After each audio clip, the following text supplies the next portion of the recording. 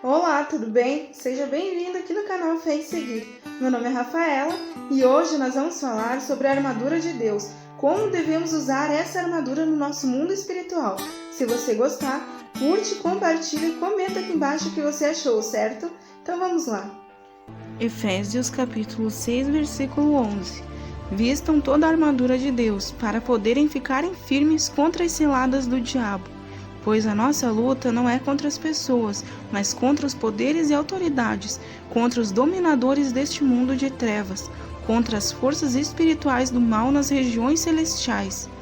Por isso, vistam toda a armadura de Deus, para que possam resistir no dia mau e permanecer inabaláveis depois de terem feito tudo. Assim, mantenham-se firmes, cingindo-se com o cinto da verdade, vestindo a couraça da justiça e tendo os pés calçados com a prontidão do evangelho da paz. Além disso, usem o escudo da fé, com o qual vocês poderão apagar todas as sestas inflamadas do maligno. Usem o capacete da salvação e a espada do Espírito, que é a palavra de Deus. Devemos estar vestindo toda a armadura de Deus porque cada cristão verdadeiro está envolvido em uma intensa batalha espiritual. Satanás e seus exércitos demoníacos se dedicam completamente a fazer oposição a Cristo e seu povo. As forças do mal querem destruir a obra de Deus. Essa luta não se trata de uma simples luta contra seres humanos. O apóstolo Paulo nos diz que nossa luta não é contra carne e sangue, e sim contra os principados e potestades, contra os dominadores deste mundo tenebroso. Isso explica perfeitamente por que devemos estar vestidos com a armadura de Deus. Sem essa armadura providenciada pelo Senhor, não temos chance nenhuma nessa guerra. O texto bíblico explica a importância fundamental dessa armadura para a vida cristã. Então, o que significa vestir toda a armadura de Deus? A Bíblia diz que estar vestido de toda a armadura de Deus significa estar fortalecido no Senhor e na força do seu poder. Revestir-se da armadura de Deus implica em viver a vida cristã de forma correta e plena. Significa estar de pé no poder sustentador de Deus. Então, qual a importância da armadura? Dizemos que estar vestindo a armadura de Deus significa estar apto pelo poder e virtude do Senhor a resistir aos ataques malignos. Essa verdade reforça a ideia de que precisamos conhecer muito bem o contexto em que usamos a armadura de Deus. Em primeiro lugar, foi Cristo quem derrotou definitivamente Satanás e conquistou na cruz o poder do pecado e da morte. Portanto, lutamos numa guerra cuja vitória já foi conquistada. Em segundo lugar, apesar do exército maligno ser um exército derrotado, as forças das trevas se empenham em causar o máximo de estrago possível antes da sua ruína final no dia glorioso do retorno de Jesus Cristo. Satanás e os demônios não podem escapar do destino que já foi decretado por Deus, porque onde quer que vão, eles arrastam sobre si a maldição do juízo divino. Mas enquanto eles caminham para o local da sua condenação eterna, eles atacam os soldados do reino de Deus, que somos nós.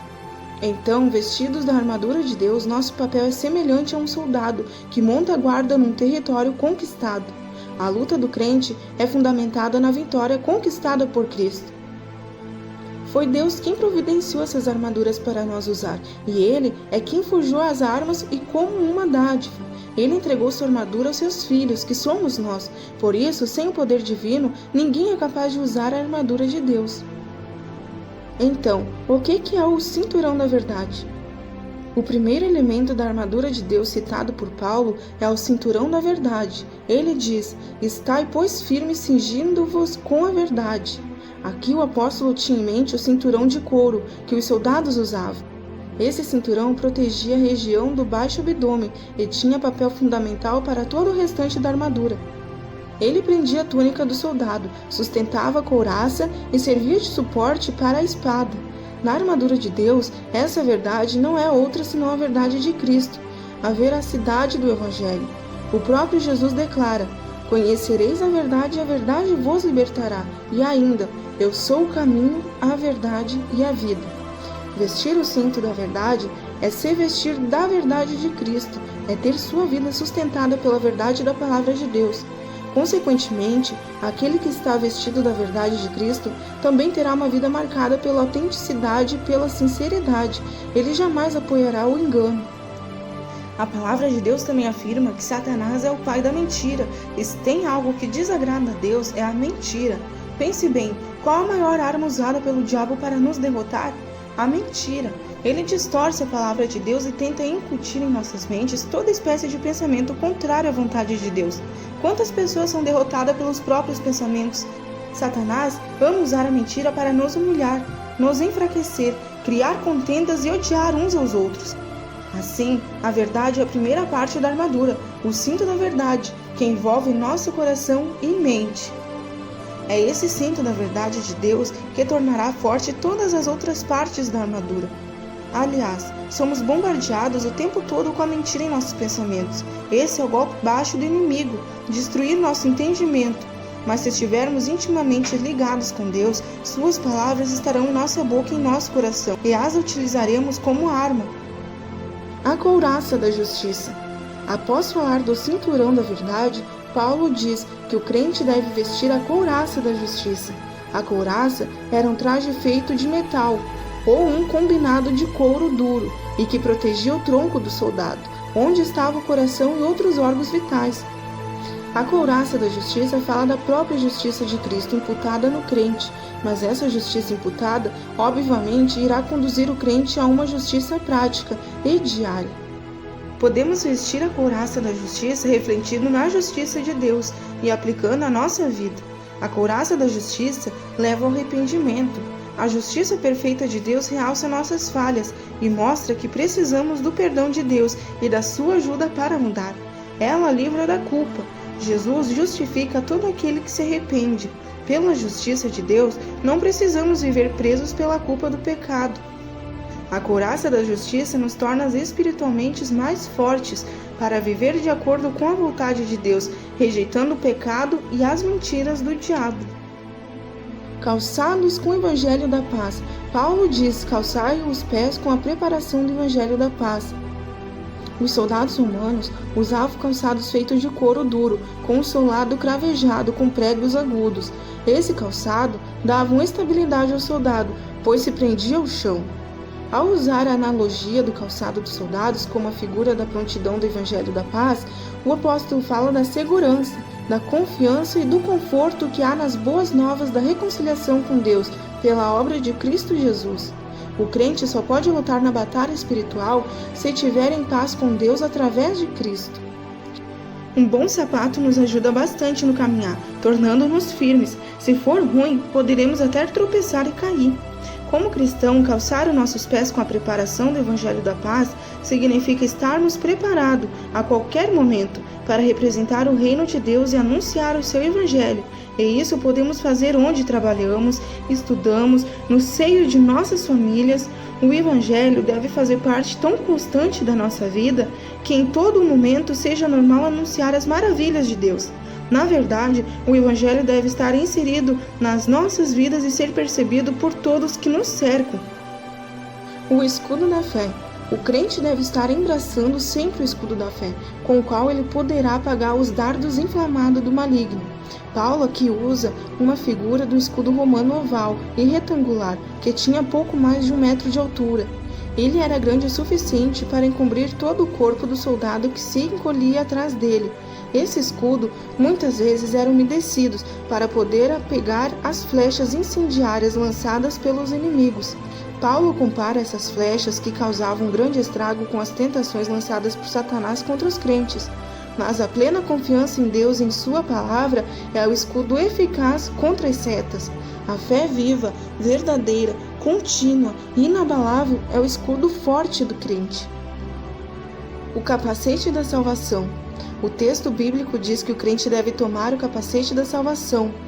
Nem é preciso explicar o quão importante é o capacete para um soldado no campo de batalha, não é? Um dos principais intentos de Satanás é lançar dúvidas quanto à salvação do crente. Mas equipado com o capacete da salvação, o cristão permanece firme nas promessas de Deus, acerca da segurança eterna da sua salvação. O inimigo muitas vezes tenta colocar coisas em nossa mente, então esse capacete é muito importante para isso. A espada do Espírito. Vestido com o capacete da salvação, o crente também deve estar empunhando a espada do Espírito. Naquele tempo, a espada era a arma mais eficaz de um soldado na infantaria. Nenhum soldado ia para o campo de batalha sem portar uma espada. Assim também deve ser o crente na batalha espiritual. O tipo de espada usada por Paulo em sua analogia era uma arma curta e letal, usada tanto para se defender quanto para atacar. O próprio apóstolo claramente explica que a espada do Espírito é a palavra de Deus.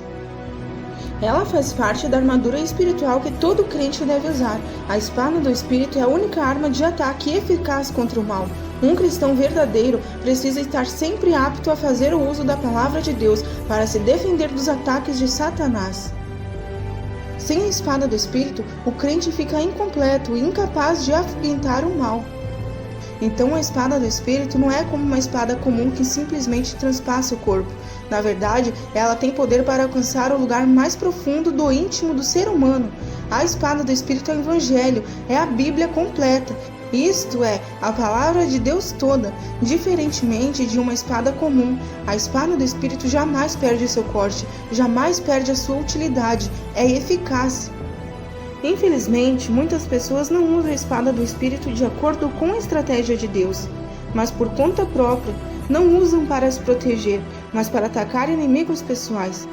Com a espada do Espírito, pessoas são controladas, dominadas e muitas vezes humilhadas. Por incrível que pareça, a espada do Espírito tem sido usada em brigas e disputas internas para ferir companheiros de batalha. Quem usa a palavra com esse propósito se esqueceu quem é o verdadeiro inimigo que está enfrentando. A armadura de Deus não foi dada para atacar o inimigo, mas para nos defendermos dele. Paulo afirma que a armadura é para que possamos resistir no dia mau. Cada peça é usada para a defesa. Também, em Efésios, capítulo 6, no versículo 18, o apóstolo Paulo fala: orando em todo o tempo, com toda oração e súplica no Espírito, e vigiando nisto, com toda perseverança e súplica por todos os santos. Aqui o apóstolo salienta ainda que, além da armadura de Deus, nessa luta contra as forças do mal, necessitamos nos utilizar da oração, que não é uma arma, mas representa o espírito com o qual vamos usar a armadura. A oração é a energia que capacita os soldados para a batalha, que deve ser usada não apenas em nosso favor, mas em favor de todos os santos, revelando que a união entre os irmãos é fundamental na conquista da vitória. Devemos orar sem cessar, mantendo comunhão com Deus, e Ele nos revelará cada golpe e cada ação que nós devemos ter contra o inimigo para vencer essa batalha. Então, revestindo dessa armadura, temos condições de resistir no dia mau. Esse dia mau vem para todos, são as tribulações, as perseguições que exigem o máximo de nossa fé. Resistindo, não pela força do nosso braço, mas pela prática da palavra de Deus, seremos capazes de vencer tudo e permanecer inabaláveis. Nada neste mundo pode dar tamanha resistência espiritual. Somente quem construiu sua estrutura na rocha, que é Jesus, pode ter a segurança de que vencerá tudo e permanecerá inabalável. Esse é o vencedor. E esse foi o assunto de hoje. Que Deus abençoe cada um de vocês e até a próxima.